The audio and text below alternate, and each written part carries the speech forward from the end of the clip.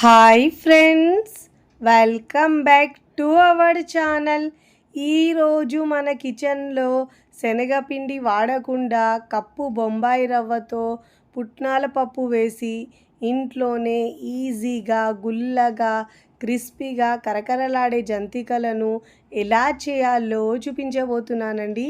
Holidays ఉంటే పిల్లలు ఏదో ఒకటి స్నాక్స్ అడుగుతూ ఉంటారు కదండి, లేదా పెద్దవాళ్ళు టీ టైమ్ స్నాక్గా అడిగినప్పుడు ఇలా ఈజీగా చేసుకోవచ్చండి. చాలా టేస్టీ స్నాక్స్ రెసిపీ అండి. టేస్ట్ కూడా చాలా చాలా బాగుంటుందండి.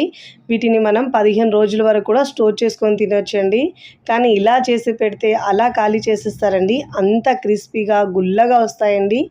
పిల్లలకు స్నాక్స్ కట్టడానికి కూడా ఇలా చాలా బాగుంటుందండి. ఇప్పుడు స్కూల్స్ కూడా ఓపెన్ అవుతున్నాయి కాబట్టి ఇలా చేసుకొని పెట్టుకుంటే ఈజీ అవుతుందండి స్నాక్స్లో కట్టించడానికి. మరి ఇక ఏమాత్రం ఆలస్యం చేయకుండా చాలా టేస్టీగా క్రిస్పీగా గుల్లగా కరకరలాడే బొంబాయి రవ్వతో మురుకులు ఎలా చేయాలో ఆ ప్రాసెస్ని ఇప్పుడు చూద్దాం రండి. ముందుగా ఇక్కడ నేను మిక్సీ జార్ తీసుకున్నానండి. తీసుకొని దాంట్లో 1/2 కప్పు పుట్నాల పప్పు, చట్నీ పప్పు అంటారు కదండి, ఆ పప్పు వేసుకొని మెత్తగా గ్రైండ్ చేసుకోవాలండి వీలైనంత వరకు.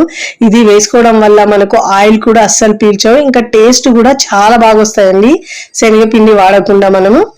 ఇప్పుడు స్టవ్ మీద ప్యాన్ పెట్టుకొని దాంట్లో ఇక నేను 1 కప్పు తీసుకున్నానండి. మీరు కొలతలు గ్లాస్తో దేంతో అయినా తీసుకోవచ్చు. నేను ఈ కప్పుతో తీసుకుంటున్నాను, మెజరింగ్ కప్తో. ఇప్పుడు ఈ రవ్వను పక్కకు పెట్టుకోవాలండి. ఇప్పుడు ఏ కప్పుతో అయితే మనం రవ్వ తీసుకుంటామో అదే కప్పుతో 3 కప్పుల వాటర్ తీసుకోవాలండి. ఈ వాటర్ని బాగా వేడి చేసుకోవాలి. ఫస్ట్ టైం నా ఛానల్ చూస్తున్న వాళ్ళు ప్లీజ్ నా ఛానల్ని సబ్స్క్రైబ్ చేసుకోండి, లైక్ చేయండి, పక్కనున్న బెల్ ఐకాన్ని ప్రెస్ చేయండి. ఇలా ప్రెస్ చేయడం వల్ల నేను పెట్టే వీడియో నోటిఫికేషన్ ముందుగా మీ హోమ్ పేజ్కి వస్తాయండి. ఇప్పుడు 3 కప్పులు వాటర్ వేసుకున్న తర్వాత 1 టీ స్పూన్ దాకా ఆయిల్ వేసుకోవాలండి. మీరు కావాలంటే బటర్ అయినా వేసుకోవచ్చు దీని ప్లేస్లో.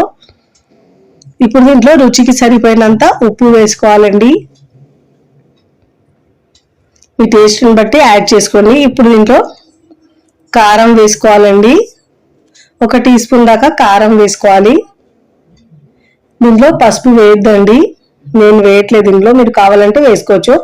3 టీ స్పూన్ల దాకా నువ్వులు వేసుకోవాలండి. నువ్వుల ఫ్లేవర్ చాలా బాగుంటుంది. వాము 1 టీ స్పూన్ దాకా వేసుకోవాలి. ఇప్పుడు చూడండి, వాటర్ బాగా మరుగుతున్నప్పుడు ముందుగా మనము కొలిచి పెట్టుకున్న రవ్వ వేసుకోవాలండి. 1 కప్పు రవ్వకి 3 కప్పుల వాటర్ని యాడ్ చేసుకోవాలి ఇప్పుడు దీనిలో.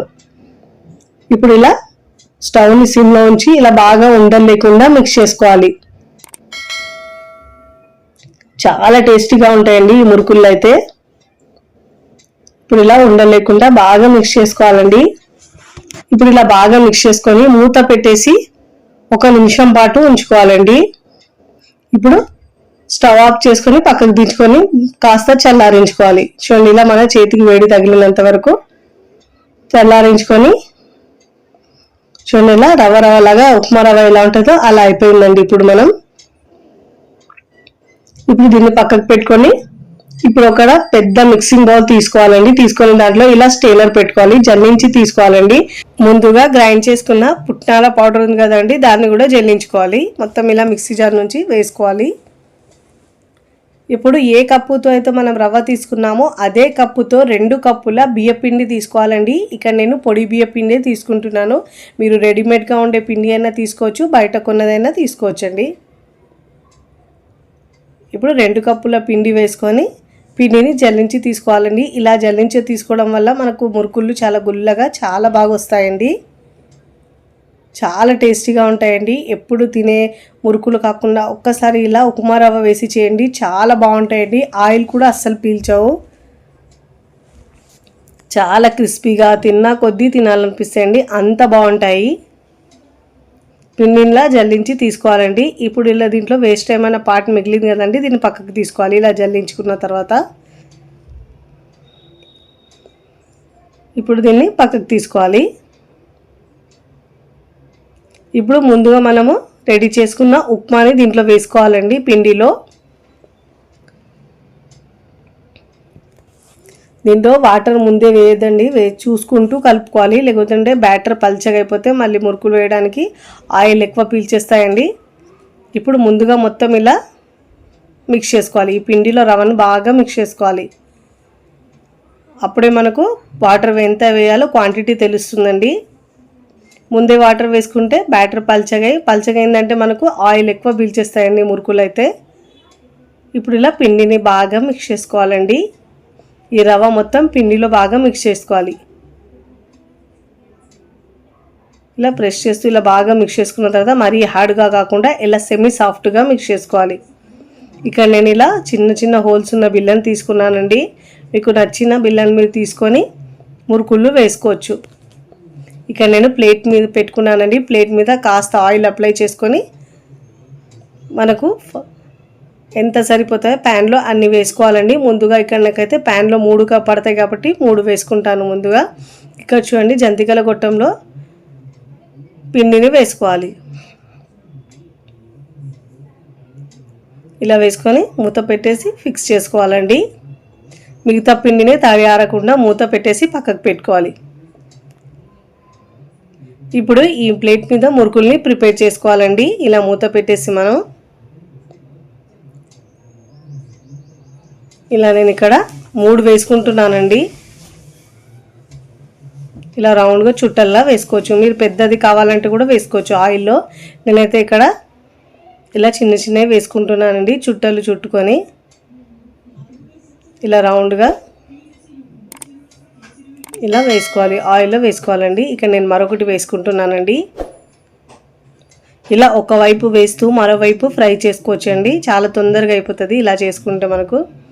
ఇక నేను ముందుగా డీప్ ఫ్రైకి సరిపోయినంత ఆయిల్ తీసుకున్నానండి. ఆయిల్ బాగా వేడైన తర్వాత ఇప్పుడు దీంట్లో మనం ముందుగా రెడీ చేసుకున్న మురుకుల్ని డ్రాప్ చేసుకోవాలండి. మీకు ప్యాన్లో ఎన్ని పడితే అన్ని వేసుకోవాలండి. నాకు ఇక్కడ 3 దాకా పడతాయి కాబట్టి 3 వేసుకుంటున్నాను. 1 బై 1 వేసుకోవాలండి. ఆయిల్ని బాగా వేడి చేసుకోవాలి. వేసేటప్పుడు మనం స్టవ్ని సిమ్లో ఉంచి వేసుకోవాలండి. ఇలా వేసుకున్న తర్వాత మంటను హై ఫ్లేమ్లో ఉంచి మంచి క్రిస్పీగా గోల్డెన్ కలర్ వచ్చే వరకు ఫ్రై చేసుకోవాలండి. దీనికి ఎక్కువ పెద్ద కలర్ ఏం రాదండి, ఎందుకంటే మనం దీంట్లో పసుపు వేయలేదు కాబట్టి.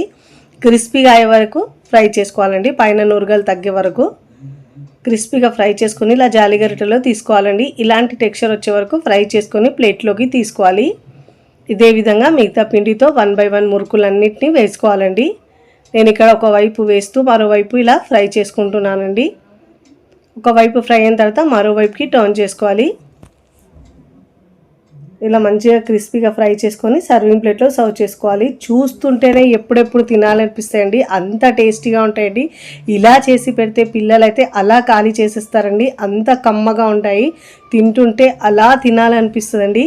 మీరు కూడా తప్పకుండా ఇంట్లో ఉండే బొంబాయి రవ్వతో ఒక్కసారి ఇలా మురుకులు ట్రై చేయండి. ట్రై చేసి ఎలా కుదిరిందో నాకు కామెంట్ ద్వారా తెలియచేయండి. ఇక్కడ మీకు తుంచి కూడా చూపిస్తాను చూడండి, ఎంత గుల్లగా వచ్చినాయో. 15 రోజుల వరకు స్టోర్ చేసుకొని తినేసేయండి, కానీ చేసిన రోజే ఖాళీ చేసేస్తారు, అంత కమ్మగా ఉంటాయి. వీడియో నచ్చితే లైక్ చేయండి, ఫ్రెండ్స్ ఫ్యామిలీకి షేర్ చేయండి. మరికొన్ని టేస్టీ సింపుల్ క్విక్ రెసిపీస్ కోసం టీ కిచెన్ని సబ్స్క్రైబ్ చేసుకోండి. కమెంట్ చేయడం అస్సలు మరవకండి. Thanks for watching.